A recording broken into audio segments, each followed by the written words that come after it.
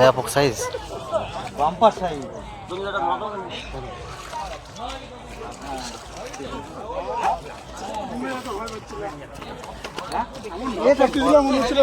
ডেঙ্গায় থাকলে আমরা দুটো ধরে ফেলতাম।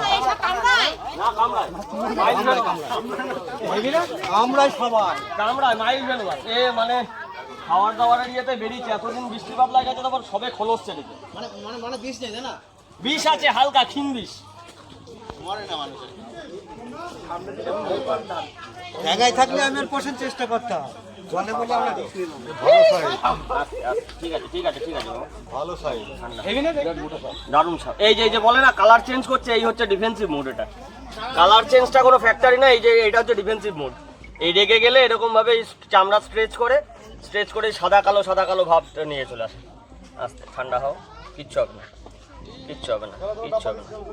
দাঁড়াও এটা ঠান্ডা করে নি, ভয় খেয়ে গেছে বেটা। অনেকক্ষণ রয়েছে, ওখান থেকে পাশে আসতে পারছি না।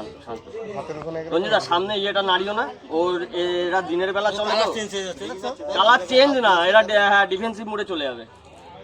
এটা কালার চেঞ্জ না, এই চামড়া স্ট্রেচ করে এটা একটা ডিফেন্সিভ মুড নিয়ে নেয়, মানে আত্মরক্ষার ভঙ্গি আর কি, ভয় দেখানো।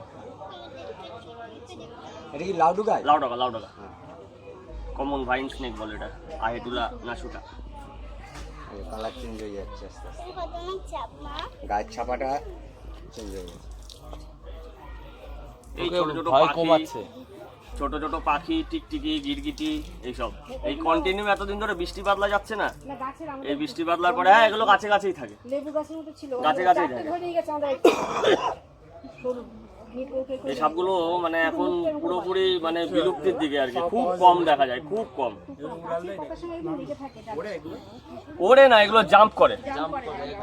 এগুলো মানে বলে উড়ন্ত সাপ, কিন্তু অ্যাকচুয়ালি সাপ উঠতে পারে না, যেহেতু ডানা নেই। এদের এই যে পেটের তলার এই চামড়াটাকে স্ট্রেচ করে এয়ার ব্যালেন্সে সুইম করে আর কি।